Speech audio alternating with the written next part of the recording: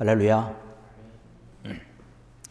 오늘은 베드로후서 3장 14절로 18절에 있는 말씀을 제목으로 해서 성숙한 신앙으로 당당하게 살아가리라고 하는 각이라고 하는 제목의 말씀을 함께 나누겠습니다.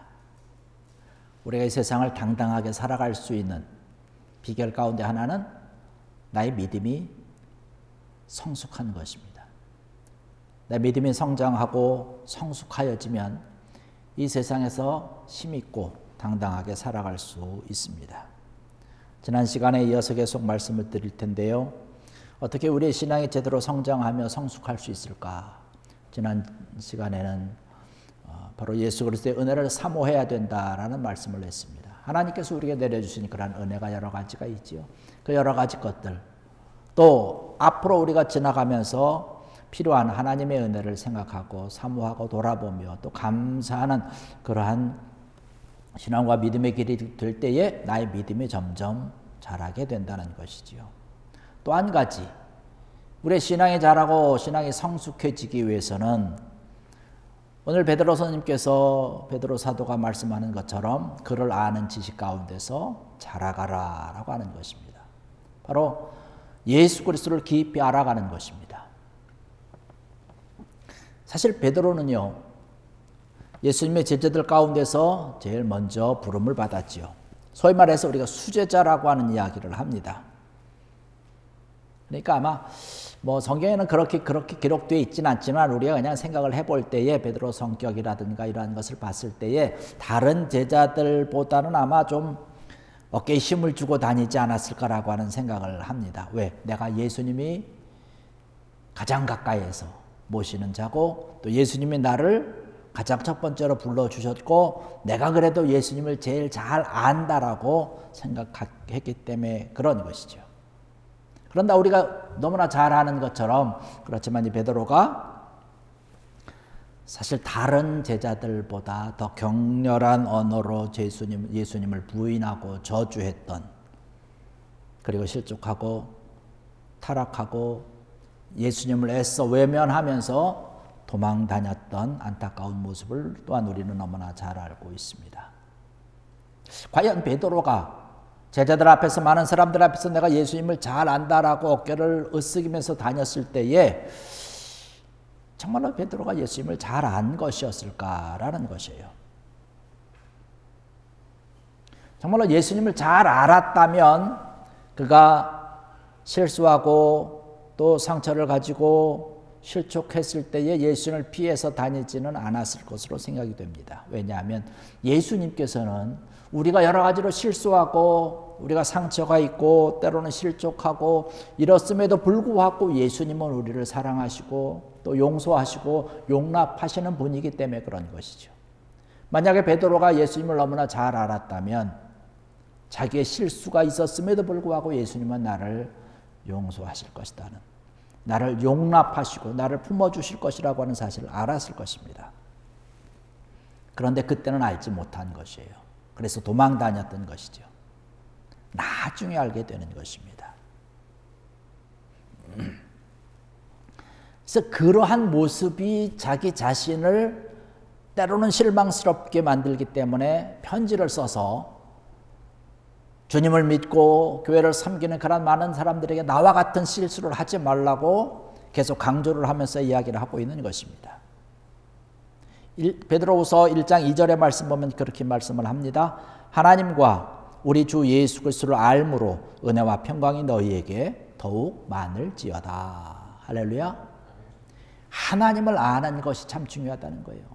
예수 그리스도를 아는 것이 참 중요하다는 것이에요. 이것을 통해서 은혜가 풍성하게 차고 넘치고 평강이 차고 넘친다는 것이죠.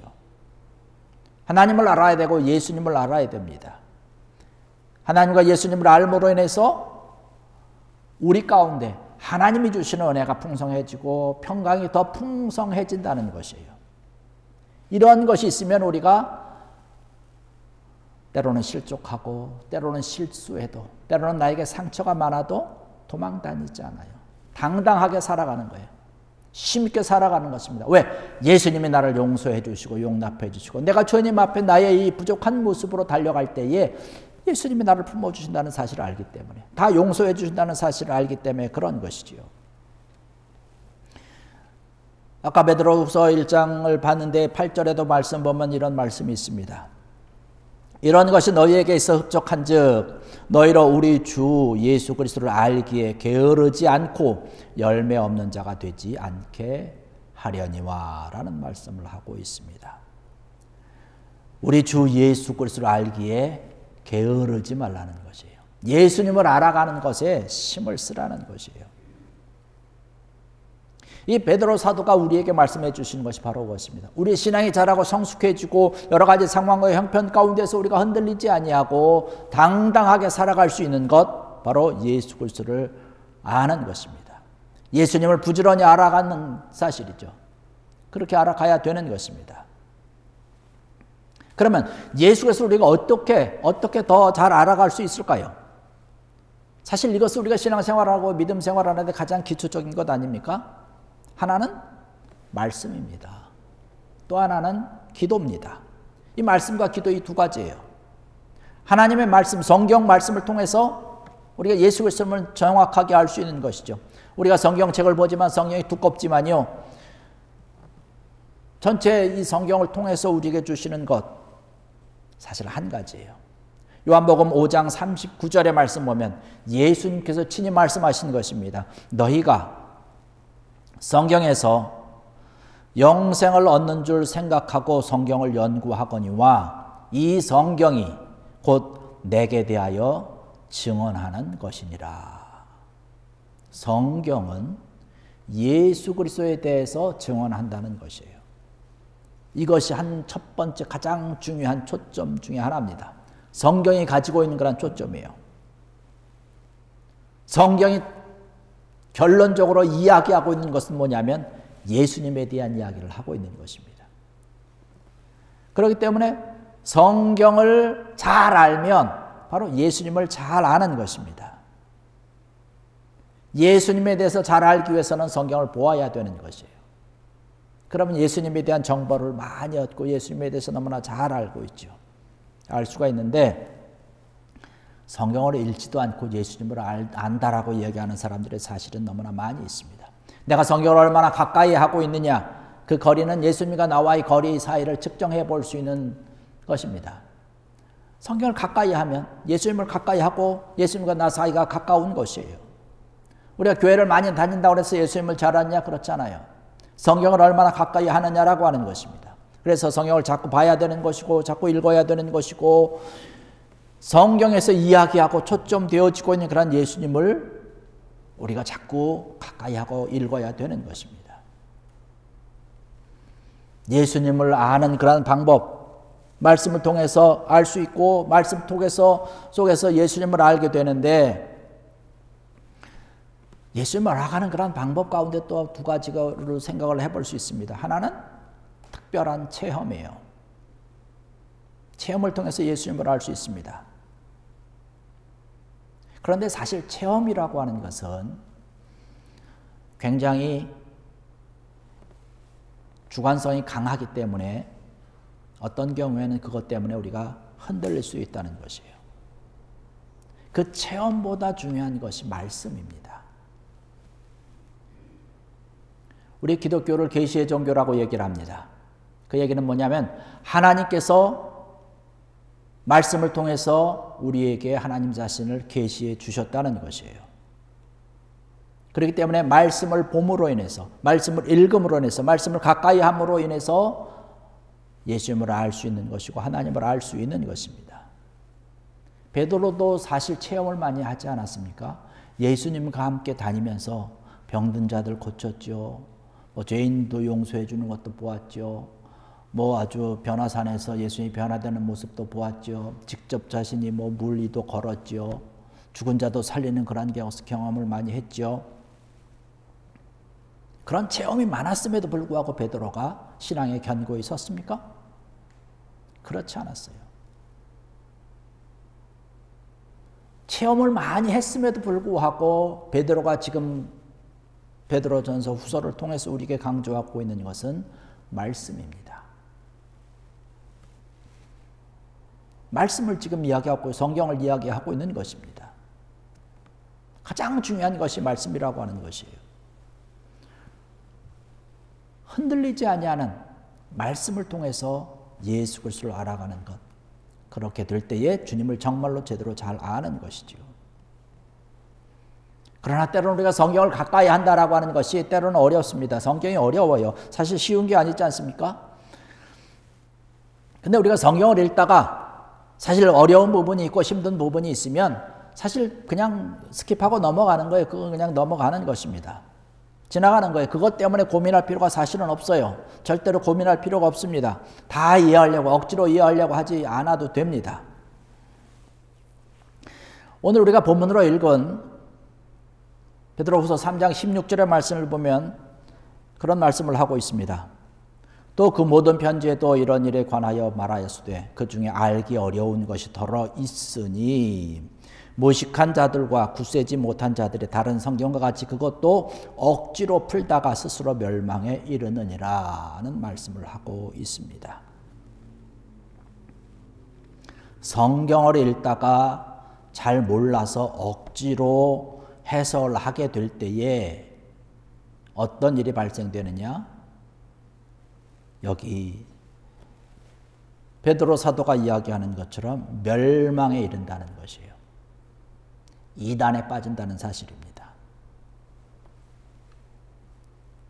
여러분 성경에 어떻게 되어 있는지 모르겠어요. 성경을 보면 거기 억지라고 하는 단어를 아주 작은 관주로 또 하나 붙여서 거기 해석을 해놨는데 뭐라고 했냐면 교묘하게라는 표현을 썼습니다. 성경을 이해하고 성경을 해석하는 데 있어서 모르는 것에 대해서 억지로 해석하려고 하지 말아라. 교묘하게 해석하려고 하지 말아라. 그렇게 되면 어떻게 된다? 멸망하게 된다는 거예요. 모르면 그냥 지나가는 거예요. 그때는 몰라도 돼요. 나중에는 알게 됩니다. 여러분 신천지라든가 JMS라든가 이러한 이단들의 특징 많은 특징들이 있지만 그 가운데 하나가 뭐예요? 우리가 잘하는 것 아닙니까? 성경을 억지로 해석하는 거예요. 교묘하게 해석하는 것입니다. 그렇기 때문에 믿음이 굳세지 못한 자들이 그것을 가만히 보고 있으면 정말로 희한한 방법이거든요. 정말로 멋있다라고 생각을 합니다. 그러면서 어떤 사람들은 이렇게 얘기를 합니다. 내가 교회를 정말로 수십 년 동안 다녔는데 이렇게 성경을 명쾌하게 해석하는 교회를 내가 지금까지 보지 못했다라는 얘기를 안타까운 이야기를 합니다. 그건 당연한 거죠. 당연히 정상적인 그런 교회라고 한다면 그렇게 해석하는 것을 볼 수 없는 거예요. 그렇게 해석하는 것을 보면 그 교회는 잘못된 것이죠. 그 해석은 잘못된 것이기 때문에 그런 거예요. 억지로 해석한 것이고 교묘하게 해석한 것이기 때문에 그런 것입니다. 어린아이에게 딱딱한 음식 주지 않지 않습니까? 딱딱한 음식 주면 아이들이 먹지도 못할 뿐만 아니라 먹어도 소화를 지키지 못해요. 그렇기 때문에 어렵고 힘든 부분들이 있으면 어린아이에게 딱딱한 것을 억지로 먹이려고 힘쓰고 애쓰는 것이 아니라 그냥 놔두고 나중에 자라면 성인이 되면 잘 먹을 수 있는 것처럼 성경을 읽다가 어렵고 힘든 그런 부분이 있으면 그냥 넘기는 거예요. 나중에 믿음이 자라고 신앙이 성숙해지면 이것을 다 이해할 수 있다는 것입니다. 그러면 하나님 그것을 또 이해할 때 그것을 이해할 때에 받는 은혜가 또 있는 것이죠. 말씀이라고 하는 것이 그만큼 중요하다는 것이죠. 여러분 이 말씀을 통해서 우리의 신앙이 성숙해지고 여러분의 신앙이 자라고 믿음이 자라남을 통해서 예수님을 더 많이 알아갈 수 있는 귀한 은혜가 있기를 주의 이름으로 간절히 축원합니다. 이러한 것들을 통해서 우리가 믿음이 든든해지고 강해지고 예수님이 나와 함께한다라고 하는 약속의 말씀들을 우리가 수없이 알고 있기 때문에 이 세상에서 우리는 당당하게 살아갈 수 있는 것이에요. 또 주님을 알 수 있는 그런 방법 아까 말씀드렸죠. 첫 번째는 말씀이라고 그랬고 하나는 기도라고 말씀드렸습니다. 우리가 말씀을 정확히 알고 말씀 가운데 든든히 서 있는 가운데 주님께 기도하고 간구하고 부르짖을 때에 주님께서 우리를 체험의 자리로 인도한다는 사실입니다. 주님의 임재를 체험하게 되는 것이에요. 기도하는 가운데 주님의 기적을 우리가 체험하게 되는 것이죠. 우리가 믿는 하나님은 지금도 살아계신 하나님이신 줄로 믿습니다. 우리의 모든 삶과 생활과 모든 것을 주관하시는 분인 줄로 믿습니다. 그렇기 때문에 우리가 기도할 때에, 부르짖을 때에, 말씀 가운데서 주님께서 원하는 그러한 모습을 바라보면서 기도하고 간구하고 부르짖을 때에 하나님께서 우리의 기도를 들으시고 우리의 말씀대로 응답하셔서 우리의 모든 삶을 기적으로 이끄시고 체험할 수 있도록 우리를 사랑하시고 함께 해주신다는 사실입니다. 그렇기 때문에 우리가 우리 주 예수 그리스도의 은혜와 그를 알아가는 지식에서 점점 자라나게 되는 것이죠. 말씀을 통해서 또 기도를 통해서.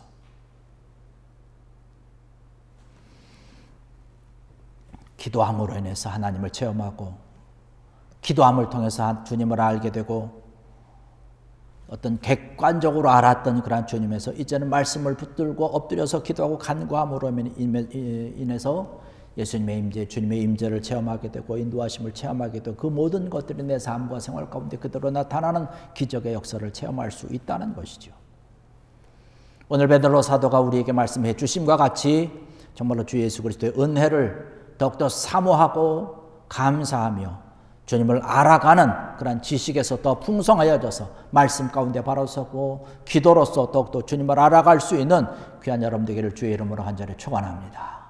우리의 살아가는 그런 모든 삶들이 베드로처럼 말씀 가운데 서지 못하고 주님을 안다고 자부했지만 주님을 제대로 알 수 없었던 그때 살아갔던 베드로처럼 때로 우리가 살아가면서 약해지고 흔들리고 때로는 예수님을 부인했던 베드로와 같은 심정이 우리에게 종종 나타난다는 사실입니다.